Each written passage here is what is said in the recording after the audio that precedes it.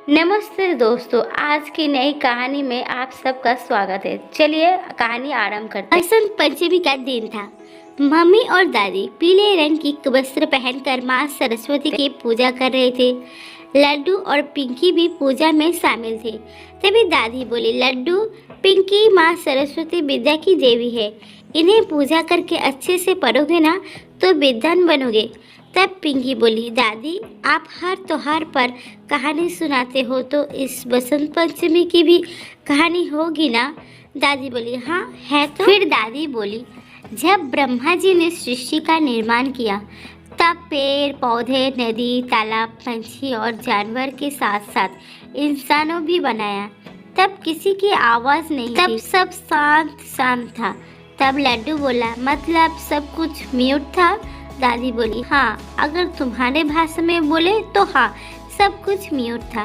तब ब्रह्मा जी को लगा, ये क्या, बिना आवाज के तो कोई मजा ही नहीं आ रहा, आवाज तो चाहिए। फिर उन्होंने विष्णु जी का स्मरण किया। तभी पिंकी बोली, विष्णु जी ने साउंड दिया। तब दादी बोली, सुनो तो पहले। विष्णु जी आई और ब्रह्मा जी ने उनको अपनी दुविधा बताई। फिर विष्णु जी ने माता दुर्गा को याद किया।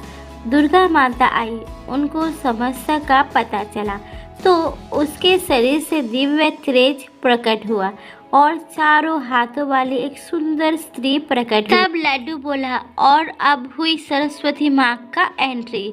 तब दादी बोली, हाँ, जब सरस्वती माँ प्रकट हुई तब उनकी एक हाथों में थी वीणा, एक हाथ पर मुद्रा में थी और एक हाथ में था माला और एक हाथ में थी पुस्तिका। सरस्वती माता ने वीणा बजाई और सृष्टि को आवाज प्राप्त हुई। चिड़िया कलकलाने लगी, शेर दहाड़ने लगा और इंसान बोलने लगा। तो बच्चों, ये थी सरस्वती माता की कहानी। माना जाता है कि आज ही का दिन माता सरस्वती प्रकट हुई, इसीलिए आज उनका पूजन होता है। पिंकी बोली, मतलब आज सरस्वती माता का बर्थडे है?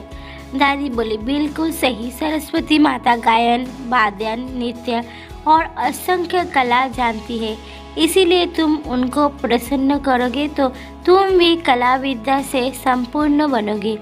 कहानी खत्म होते ही मम्मी ने लड्डू और पिंकी से कहा, तुम दोनों अपनी किताबें लेकर आओ, हम उनका भी पूजन करेंगे। पिंकी और लड्डू जाकर अपनी किताबें और नोटबुक लेकर आए।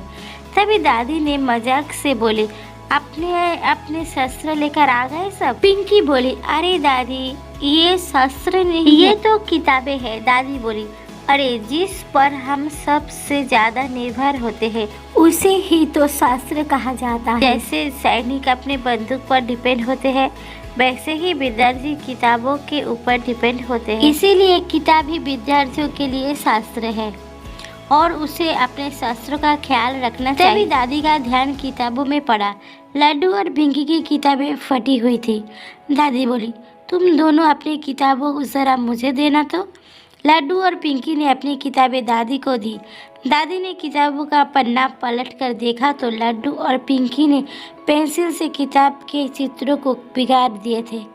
किसी औरत का मुच्छर बना दिया था तो किसी आदमी को लंबे बाल बना दिए थे। किताबों का अवस्था देखकर दादी दुखी हो गई। दादी बोली, ये सब क्या है लड्डू, पिंकी, तुमने तो अपने शस्त्र खराब कर दिए। किताबें जितनी स्वच्छ और सुंदर उतना ही उसे पढ़ने का मन करता है।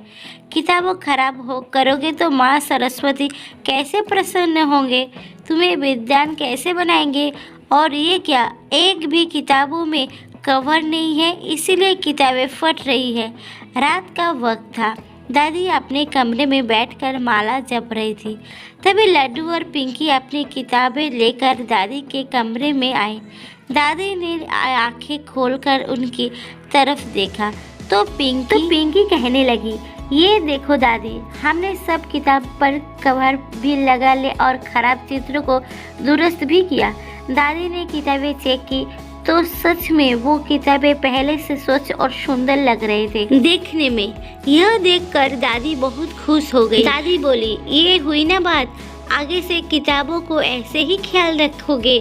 आज सरस्वती माता तुम पर प्रसन्न है, खूब पढ़ो लिखो और विद्या संपन्न बनो। फिर क्या था, लड्डू और पिंकी ने दादी के पैर पर माथा टेके और साथ ही साथ सरस्वती माता और दादी के आशीर्वाद भी लिया। तो दोस्तों, हमारी आज की ये छोटी सी कहानी अगर आपको पसंद आती है तो प्लीज़ लाइक करें, कमेंट करें और मेरे चैनल को सब्सक्राइब करना ना भूलिए। देखने के लिए दिल से धन्यवाद।